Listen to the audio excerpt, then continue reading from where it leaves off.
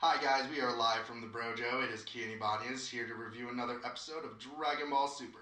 Today we're talking about episode 111, the Surreal Supreme Battle, Hit versus Jiren. So the episode starts out where we left off. Goku is laying incapacitated and Frieza has an energy ball straight in his face. So Frieza fires the energy ball and of course Frieza's not going to destroy Goku. Goku's very important to Frieza's plan because Frieza's selfish and he has other ideas for what he needs Goku for. So in a reminiscent callback to the Namekian saga in Dragon Ball Z, Frieza gives some of Goku his energy. And then Frieza then explains his debt has been paid. So again, another callback to that Namekian saga. Like he's like, you saved me, I save you, we're even, okay? Leave me alone. Then Frieza goes and asks Goku if he knew what the gods were talking about while he was in his transcended form. And Goku's like, no, I have no idea. I didn't even know I was awake. And Frieza then explains, well, what you achieved was Ultra Instinct. And then flies off. Not explaining what Ultra Instinct is. Just like, hey, that thing you did, it's called Ultra Instinct. I was just going to leave you with that. Bye. That's when Goku starts to think, can I gain Ultra Instinct again? The scene then changes to Jiren and Hit fighting. As you can see, Hit is of course, at a disadvantage. Hit is able to dodge a lot of Jiren's attack using time skip, but is unable to land any blows on Jiren whatsoever. Jiren honestly asks Hit if he thinks he can actually beat him, with Hit only replying with, that's my job. It's interesting to me looking at this thinking of this as a job because the only payment he's getting is the safety of his universe. A lot of the other universal fighters say that it's their safety of their family, safety of their loved ones, safety of their universe, safety of their morals and ideas. Hit's drive for this is that he considers this a job. Saving the universe is a job, not because he wants he cares about the universe being destroyed. It feels like he's being hired to save the universe. One thing I found interesting about this standoff between Jiren and Hit is that Topo says how surprised he is how Hit is doing against Jiren. So this makes me believe that Hit is fighting at least Super Saiyan Blue Kaioken 10 times 10 with Jiren, because when Goku goes Super Saiyan Blue Kaioken, they're bouting, they're actually fighting. They're no longer somewhat testing their strength. Goku isn't able to land a blow. Jiren is blocking all of them. It is the same thing with Hit and Jiren. Hit then starts to use time skip again, and Krillin asks what's going on, and Whis explains time skip. I brought this up in a video a couple months back. You can find it in the link down below in the Fan-Ime video. It's our Universal Survival Arc team roundup. My question was like, because the World of Void is infinite and has no time and space, will Hit be able to use time skip? Well, you find out that Hit is actually creating a pocket time, which he stores his time skip, and he makes a tiny pocket space. That allows him to move, only leaving a brief phantom where he was standing. Although this is a powerful attack, Jiren is still able to predict where Hit will strike next. Champa and Vados use exposition stating how strong Jiren is to even transcend such a strong technique. Then Hit starts using time skip non-stop and appears like he is just taking a ton of damage. When he gets out of time skip, it looks like Hit has no time to block and is just being pummeled by Jiren. The interesting thing is like my theory is that Jiren is using some sort of Ultra Instinct transcendence throughout the fights between Goku and Hit because of the throwaway line Hit says, he's adapted to my time skip so easily.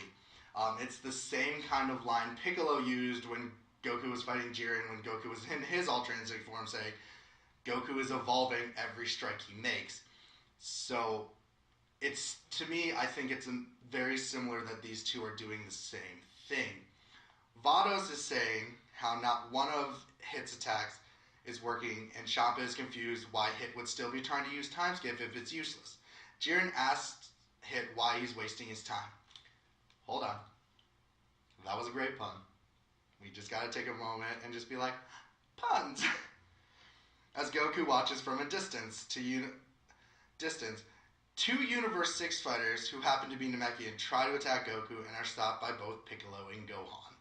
The thing I found interesting with this is that the two Namekians are surprised to see another Namekian in Universe 7.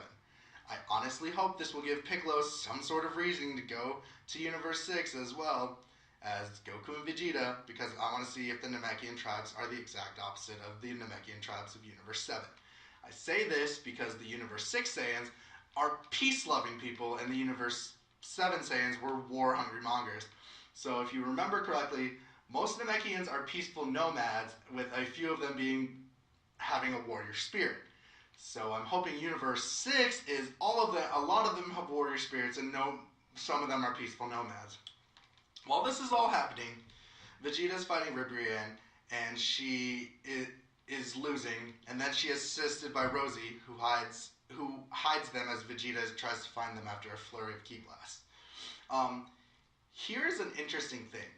There was another throwaway line from Belmont, I think in episode 109, about if Goku is beat by Jiren, it will possibly destroy the morale of some universes and make them lose the will to fight.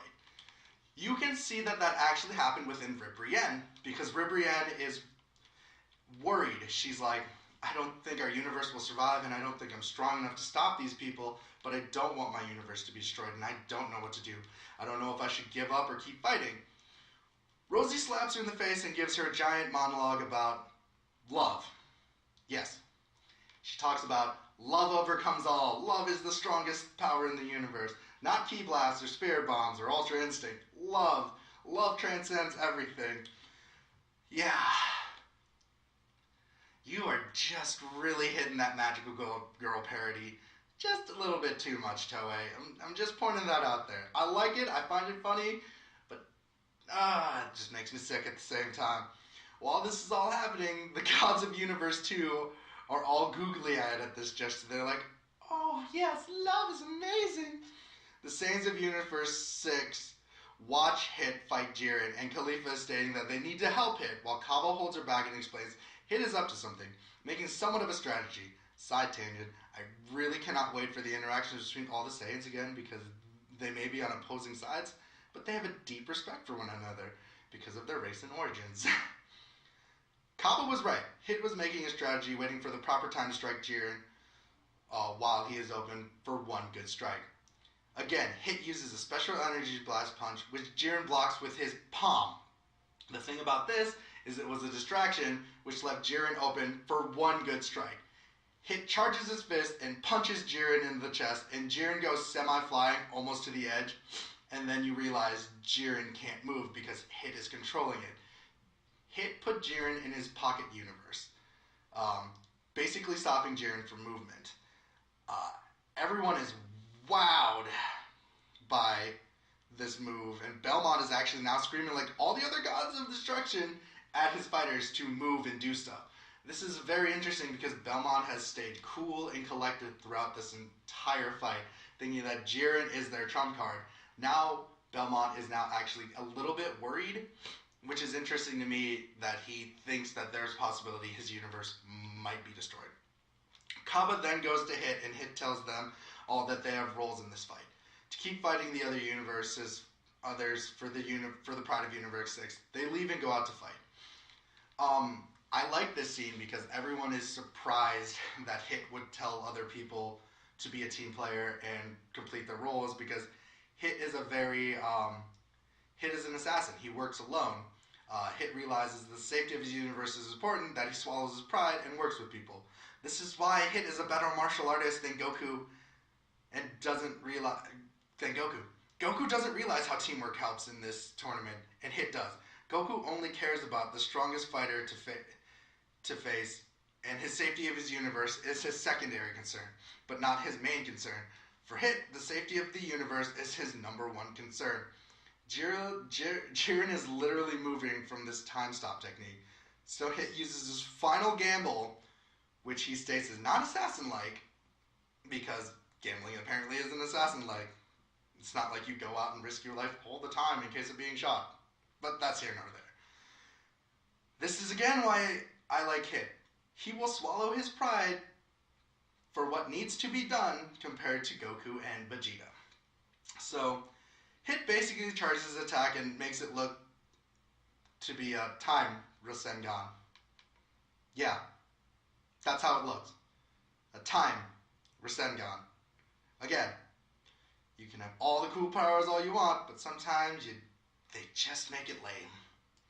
Jiren breaks through the barrier with just his iconic glare and blast hit with a special technique, and then does the Power Ranger style explosion and posing, causing Hit to fall off the ring. I mean, straight up from Power Rangers, Hit shoots a blast, Jiren shoots a blast, he's like, it's over. Turns around, crosses his arms, closes his eyes, explosion, Power Ranger style. It was really funny. I really think it was funny. So, Hit is ashamed of his loss, and Champa, out of character, praises Hit for trying.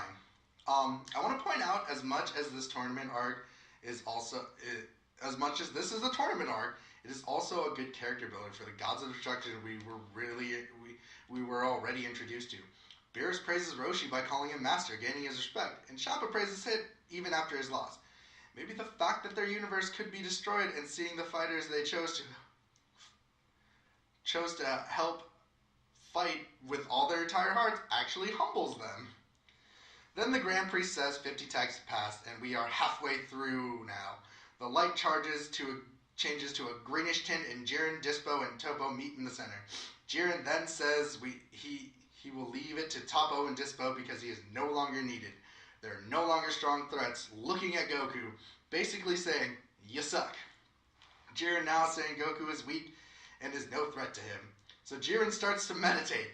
Everyone else is like, dude, Jiren's such a jerk. He didn't. And they're like, yep, he did. And 2 fighters from Universe 7 try to attack Jiren and couldn't even get past his aura. Topo explains, if you can't get past his energy, well, you're not worthy.